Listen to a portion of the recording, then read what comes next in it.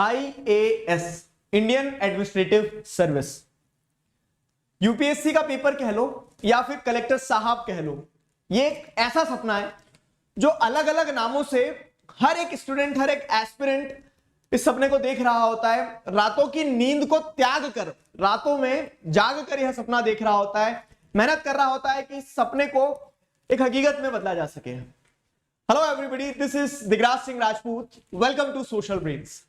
इस वीडियो में मैं आपको सीधे सटीक तरीके से बताने वाला हूं कि एक आम इंसान, एक आम स्टूडेंट, एक एस्पिरेंट जब ये सपना देखता है कि मुझे आईएएस बनना है, तो वो उस सपने को रियलिटी में कैसे कन्वर्ट कर सकता है। What is the way to reach over there, masses के बीच से उठ के वो क्लासेस तक कैसे पहुंचना है। आप किसी भी कैटेगरी में हो सकते हैं। शायद यह सपना किसी ने क्लास 9th में देखा हो, शायद ग्रेजुएशन हो गया हो, ग्रेजुएशन के बाद कोई सपने को हकीकत में बदलने के लिए तैयारी करने वाला हो।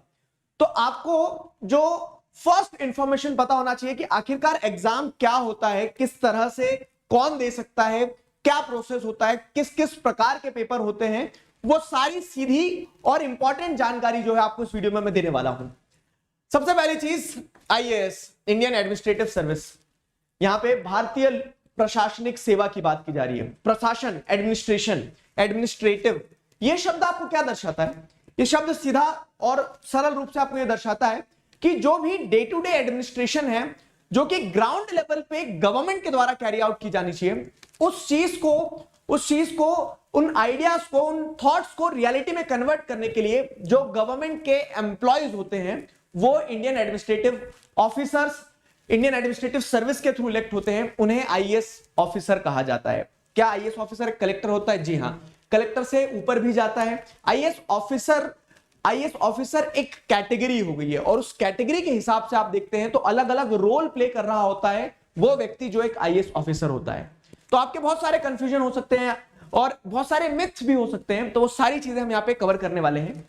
बेसिकली सिविल सर्विस एग्जामिनेशन आपने शब्द सुना होगा, आईएएस एग्जाम, आईएएस का एग्जाम पास कर गए यह सुना होगा, यूपीएससी सुना होगा, कलेक्टर शब्द सुना होगा। तो इनमें से क्या सही है, क्या गलत है? देखो, हर एक शब्द की अपनी अपनी एक इंपॉर्टेंस है। सिविल सर्विस एग्जामिनेशन वो परीक्षा है जिस परीक्षा को निकालने के बाद में, जिस परीक्षा में उत्तीर्ण होने के बाद में, जिस परीक्षा को पास कर लेने के बाद में एक व्यक्ति, एक स्टूडेंट, एक एस्पिरेंट जो होता है वो आईएएस बन सकता है। क्या सिर्फ आईएएस ही बन सकता है? तो अब यहां पे आपको आईएएस समझना है। तो यूपीएससी एक बॉडी है, मतलब यूपीएससी जो है ये एक आयोग है, एक कमीशन है। जिस तरह से एनटीए एक कमीशन होता है, जिस तरह से सीबीएसई एक कमीशन है, वैसे ही यूपीएससी एक कमीशन है जो कि एग्जाम करवाता है। किस चीज का एग्जाम करवाता है? तो यूपीएससी सिविल सर्विस एग्जामिनेशन करवाता है। तो अगर आपको आईएएस ऑफिसर बनना है तो आप यूपीएससी का पेपर नहीं दोगे, पहली चीज आप सिविल सर्विस एग्जामिनेशन का पेपर दोगे। क्यों? क्योंकि यूपीएससी तो बहुत सारे एग्जाम्स करवाता है, क्योंकि वो एक बॉडी है। यूपीएससी का कोई पेपर नहीं होता है, वो एक कमीशन है, यूनियन पब्लिक सर्विस कमीशन, जो कि यूनियन लेवल की सर्विसेज के एग्जाम करवाता है, जैसे एनडीए के, सीडीएस के और भी बहुत सारे गवर्नमेंट एग्जाम्स कंडक्ट करवाता है। और वो जो एग्जाम्स कंडक्ट करवाता है तो उन्हीं में से एक एग्जाम होता है सिविल सर्विस एग्जामिनेशन। ये जो सिविल सर्विस एग्जामिनेशन में जो लोग अपीयर करते हैं, तो ये सिविलियंस के लिए जो सर्विसेज होती है, वो सर्विस एग्जामिनेशन में जो लोग अपीयर करते हैं, जो पास होते हैं, तो उनमें से कुछ लोग आईएएस ऑफिसर बनते हैं, कुछ आईपीएस ऑफिसर बनते हैं, कुछ आईआरएस ऑफिसर बनते हैं, कुछ आईएफएस ऑफिसर बनते हैं। तो जैसे अब आईपीएस ऑफिसर कहा मैंने, तो सिविल सर्विस एग्जामिनेशन के थ्रू ही एक व्यक्ति आईएएस ऑफिसर, आईपीएस ऑफिसर बनता है। अगर वो आईपीएस ऑफिसर बनता है तो वो जो पुलिस फोर्स होगी उस लाइन में आगे बढ़ रहा होता है। तो आई होप अब आपको एक क्लैरिटी मिली होगी कि यूपीएससी एक बॉडी है जो सिविल सर्विस एग्जामिनेशन कंडक्ट करवाता है, और सिविल सर्विसेज एग्जामिनेशन देने के बाद में एक व्यक्ति उसकी रैंक के हिसाब से IAS officer, IFS officer, IPS officer, IRS officer और भी बहुत सारे अलग अलग कैटेगरीज होते हैं। जैसे बताया कि आईएएस एक कैटेगरी है। अब आपको अगर आईएएस कैटेगरी मिल जाती है तब आप एलिजिबल होते हैं कि आप कलेक्टर बन सकते हैं, आप एसडीएम बनेंगे, प्रमोशन होगा, आप डीएम बनेंगे, डिस्ट्रिक्ट मैजिस्ट्रेट बनेंगे, कलेक्टर बनेंगे, उसके बाद में आप चीफ सेक्रेटरी तक जा सकते हैं। तो आईएएस ऑफिसर एक कैटेगरी है और उस कैटेगरी में नियुक्त हुआ, उस कैटेगरी में अपॉइंट हुआ गवर्नमेंट ऑफिसर अलग अलग पोर्टफोलियो संभालता है कि कभी वो एसडीएम होता है, कभी डिप्टी कलेक्टर होता है, कभी कलेक्टर होता है, प्रमोशंस के बाद में वो अलग अलग मिनिस्ट्रीज में सेक्रेटरी का भी काम करते हैं। तो इस तरह से अब आपको ये चारों शब्द जो हम शायद यूपीएससी का एग्जाम दिया है, सिविल सर्विस एग्जामिनेशन सुना है, आईएएस ऑफिसर सुना है, कलेक्टर सुना है, तो इसमें आपको एक पैटर्न समझ में आया कि एक बार फिर से रिपीट कर रहा हूं ताकि आपको वो क्लैरिटी मिल जाए, क्योंकि अधिकतर कंफ्यूजन और मिथ यहीं पे होते हैं। तो आपको पहले ये क्लैरिटी होना चाहिए कि यूनियन पब्लिक सर्विस कमीशन एक कमीशन, एक आयोग, एक बॉडी है जो पेपर कंडक्ट करवाता है मल्टीपल टाइप के। उन्हीं में एक पेपर वो जो करवाता है वो सिविल सर्विस एग्जामिनेशन का पेपर होता है। ये सिविल सर्विस एग्जामिनेशन वाला जो पेपर होता है, तो उस पेपर के हिसाब से एक एस्पिरेंट, एक student IAS, IPS, IRS, IFS, IFOS, अलग अलग प्रकार की गवर्नमेंट जॉब्स की कैटेगरी में जाता है और उस हिसाब से फिर उसके प्रमोशन वगैरह होते हैं, तो वो एक कलेक्टर वाली पोजीशन पे भी पहुंचता है। तो अगर आपको इस चीज पे क्रिस्टल क्लैरिटी, तो अब आगे बढ़ते हैं कि आखिरकार हम आईएएस कैसे बन सकते हैं। तो अब आप खुद ही बैक ट्रेस कर सकते हो कि आपको सिविल सर्विस एग्जामिनेशन देना होगा जो कि यूपीएससी कंडक्ट करवाता है। अब ये एग्जामिनेशन कौन दे सकता है, कैसे कंडक्ट होता है, कहां कंडक्ट होता है, कब हम दे सकते हैं, नहीं दे सकते, उसके लिए क्या एलिजिबिलिटी, स्ट्रीम कौन सी लेना है, तो ये सारी चीजों पे बात करते हैं। यूपीएससी क्या है? यूनियन पब्लिक सर्विस कमीशन एक बॉडी है। अब देखो, तो ये एक बॉडी है जो कि एग्जामिनेशन करवा रहा है। तो अब आपको यहां पे बहुत अच्छे से ध्यान देना होगा कि आपको इस बॉडी के द्वारा जो सिविल सर्विस, ये बॉडी हो गया यूपीएससी, इसके द्वारा जो सिविल सर्विस एग्जामिनेशन कंडक्ट करवाया जाएगा वो एग्जाम देना होगा। अब ये एग्जाम कौन कौन दे सकता है? इस एग्जाम को हर वो व्यक्ति दे सकता है जिसने ग्रेजुएशन कंप्लीट किया है। तो क्या क्लास 9 का बच्चा, क्लास 10 का बच्चा अभी एग्जाम दे सकता है? जी नहीं, बिल्कुल नहीं। आपको ये समझना होगा कि ये एक एग्जाम है, उस एग्जाम के लिए आपने एक एजुकेशनल क्वालिफिकेशन रख दिया है। जैसे आपको पता है कि जेईई का एग्जाम आप क्लास 12th के बाद ही दे सकते हैं, तो वैसे ही सिविल सर्विस एग्जामिनेशन जो है, तो ये एग्जामिनेशन आप ग्रेजुएशन की डिग्री होने के बाद ही दे सकते हैं। तो आप अपनी तैयारी कभी से भी शुरू कर सकते हैं। अगेन, क्या इसके लिए कोई आपको 3 साल में, मतलब ऐसा है कि 3 साल पढ़ने के बाद में आप कलेक्टर बन जाओगे या फिर आप आईएएस एग्जाम क्वालिफाई कर जाओगे? तो केस ये है कि इसके लिए कोई ऐसा स्टैंडर्ड नहीं कि कितना पढ़ना है, क्या सिलेबस है, क्या ये है, कितने समय में हो जाएगा।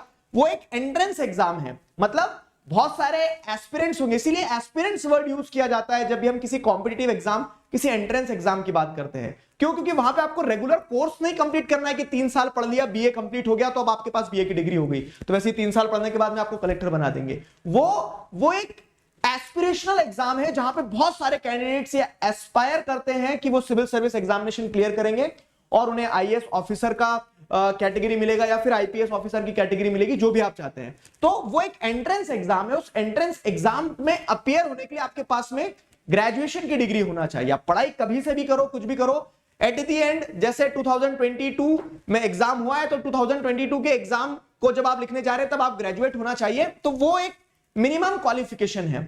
कौन सी स्ट्रीम? क्या ह्यूमैनिटीज वाले ही आईएएस या फिर आईपीएस ऑफिसर बनते हैं? नहीं, स्ट्रीम का कोई बैरियर नहीं। आप किसी भी स्ट्रीम से कोई भी कोर्स कुछ भी पढ़ के बस ग्रेजुएशन कंप्लीट होना चाहिए। तो ग्रेजुएशन कंप्लीट किया अगर आपने, तो आप सिविल सर्विस एग्जामिनेशन दे सकते हैं। अब इसमें कैटेगरी वाइज एज बैरियर हो सकते हैं, नंबर ऑफ अटेम्प्ट्स पे बैरियर हो सकता है। बाकी नॉर्मली हर एक स्टूडेंट को यह क्लैरिटी रखना होगी कि यूनियन पब्लिक सर्विस कमीशन एक बॉडी है जो कि एक पेपर करवाता है, सिविल सर्विस एग्जामिनेशन। अब ये पेपर का कोई ऐसा फिक्स पीरियड नहीं कि 3 साल पढ़ने के बाद कलेक्टर बनोगे आप। उस एग्जाम में आपको एग्जाम क्रैक करना होगा, और एग्जाम क्रैक करना होगा उसके लिए ग्रेजुएशन करना होगा। ग्रेजुएशन आप किसी भी स्ट्रीम से कर सकते हैं। अब आगे अगर बढ़े तो एग्जाम कैसा होता है?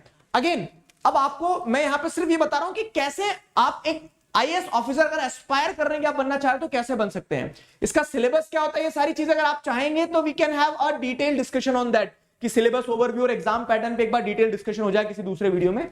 बाकी अभी मैं आपको सिंपल बता रहा हूं कि जब आपने ये देख लिया कि हाँ मुझे पता है कि मुझे सिविल सर्विस एग्जामिनेशन का पेपर देना है जो साल में एक बार होता है, और इस पेपर में एलिजिबल होने के लिए मुझे ग्रेजुएशन कंप्लीट करना होगा, मतलब एजुकेशनल क्वालिफिकेशन, मुझे ग्रेजुएट होना होगा। आप ग्रेजुएट हो गए, अब आप पेपर देने जाएंगे। तो ऐसा नहीं है कि सिर्फ एक पेपर में आपका काम हो जाएगा। यहां पे पेपर अलग अलग फेजेस में होते हैं। तो सबसे पहले प्रीलिम्स होता है। प्रीलिम्स जो होता है तो ये एमसीक्यू बेस्ड एग्जाम होता है जिसमें 2 पेपर आपको दिए जाते हैं।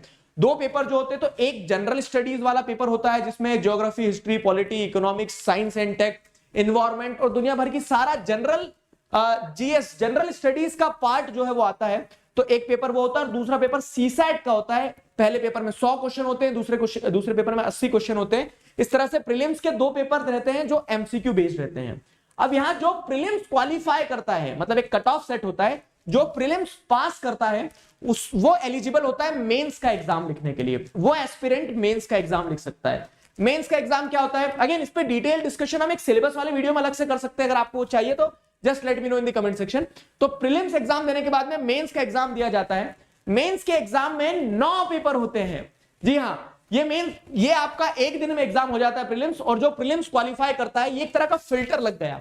प्रीलिम्स क्वालिफाई करने वाला मेंस का एग्जाम लिखेगा, और मेंस का एग्जाम जो होगा वो लिखेगा, मतलब क्या है कि वो डिस्क्रिप्टिव एग्जाम होता है, वहां पे एमसीक्यू बेस्ड पेपर नहीं होता है। तो अब ये डिस्क्रिप्टिव एग्जाम जो होता है, इसमें अलग अलग तरह के जीएस के पेपर, ऑप्शनल के पेपर, इंग्लिश लैंग्वेज, आपकी एक और कोई सी दूसरी लैंग्वेज, एथिक्स का पेपर, ये सारे पेपर ऐसे लिखना होता है। तो ऐसे करके 9 paper over the period of time, मतलब एक हफ्ते का लगभग समय रहता है, 5 दिनों में आपको 9 पेपर लिखना होता है जो कि डिस्क्रिप्टिव होते हैं।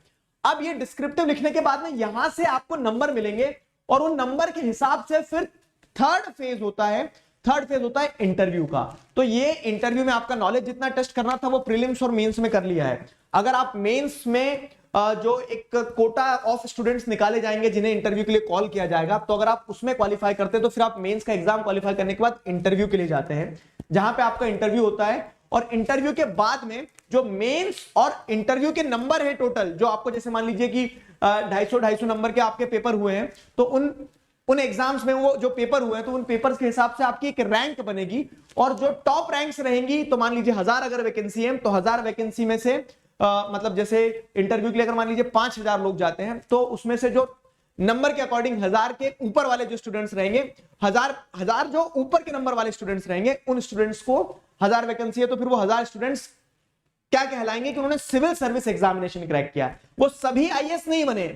अब क्या है कि वो 1000 स्टूडेंट जिन्होंने सिविल सर्विस एग्जामिनेशन क्रैक किया है, सिविल सर्विस एग्जामिनेशन का पेपर क्वालिफाई कर लिया है, तो उसमें भी 1000 वैकेंसीज थी, तो उसमें भी मान लीजिए कि अराउंड, जैसे एक टेंटेटिव नंबर दे रहा हूं मैं आपको, कि अराउंड 200 रैंक तक, अलग अलग कैटेगरी में 200 रैंक तक के बच्चे जो हैं, स्टूडेंट्स जो हैं, उन लोगों को आईएएस कैटेगरी मिल गई है। जिनकी रैंक थोड़ी कम आई है तो उन्हें आईपीएस मिल रहा है, उस तरह से आईआरएस मिल रहा है। तो फिर जो 1000वें नंबर पे जिसकी रैंक है, वो आईएएस ऑफिसर नहीं बना है। तो एक बार फिर से अगर रिकैप करें, तो एग्जाम ऐसे होते हैं कि प्रीलिम्स में आपको क्वालिफाई करना होता है, एक जनरल स्टडीज का पेपर होता है, और एक सीसैट का, सीसैट क्वालिफाइंग होता है नेचर में। प्रीलिम्स में आपको कट ऑफ पार करना होता है, कट ऑफ पार कर गए, पहला पड़ाव कंप्लीट। दूसरा पड़ाव होता है आपको मेंस का एग्जाम लिखना होता है। मेंस का एग्जाम जब आप लिखते हैं तो वो डिस्क्रिप्टिव एग्जाम होता है, उस हिसाब से आपके नंबर्स का एक पूल बनता है, उसमें से इंटरव्यू के लिए कॉल जाता है। और इंटरव्यू में भी जितने भी एस्पिरेंट्स ने इंटरव्यू दिया है, तो उन सारे एस्पिरेंट्स का सिलेक्शन नहीं होता है।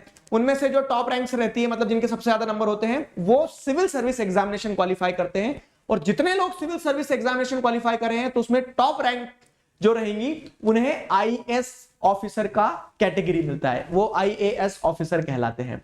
तो ये पूरा एक साइकिल रहता है, अभी एक दिन में नहीं होता। तो इस तरह से जो एक एस्पिरेंट एस्पायर कर रहा है कि हाँ मुझे आईएएस ऑफिसर बनना है, तो ये प्रोसेस होगी। ठीक है, बहुत सिंपल ल्यूसिड तरीके से मैंने आपको बताया। अब ये जो प्रोसेस है, तो प्रीलिम्स का एग्जाम जैसे मान लीजिए इस साल 28 मई को था, तो वही मई एंड या फिर जून के स्टार्टिंग में प्रीलिम्स का एग्जाम होता है। और प्रीलिम्स के एग्जाम के बाद में 2-3 महीने का गैप रहता है, फिर मेंस होता है, मेंस के बाद में 1-2 महीने का गैप रहता है, फिर इंटरव्यू होता है। तो मार्च अप्रैल भी आ सकता है, इनफैक्ट मई भी आ सकता है रिजल्ट आते आते। तो ये पूरा साइकिल रहता है। अब मान लीजिए आपने प्रीलिम्स तो पास कर लिया था, मेंस का एग्जाम लिखा, लेकिन आपको इंटरव्यू के लिए कॉल नहीं आया, तो अगली बार आपको फिर प्रीलिम्स से शुरू करना होगा। तो यहां पे हर बार 0 से शुरू करना होता है अगर एक इंसान फेल होता है इस पूरे स्टेप को यहां तक कंप्लीट ना कर पाने में। तो so this is the process, this is the process. क्या कठिन है? नहीं, लोग कर रहे हैं। क्या आसान है? उतना भी नहीं, क्योंकि बहुत सारे लोगों से नहीं हो रहा है। तो क्या कहा जाए इस चीज पे? सपने आपके, मेहनत आपकी, बड़े सपने, बड़ी मेहनत। बाकी ये एक सीधा सा रास्ता होता है जो मैंने आपको बताया। आई होप ये वीडियो आप सभी लोगों के लिए इंफॉर्मेशनल रहा होगा, आपको एक फर्स्ट हैंड इंफॉर्मेशन मिल गई होगी कि अच्छा एग्जाम किस तरह से होता है। डिटेल एक्सप्लेनेशन चाहिए अगर सिलेबस का, तो जस्ट लेट मी नो। अभी के लिए साइन ऑफ करता हूं, signing off with this, together we can, we will. Thank you very much.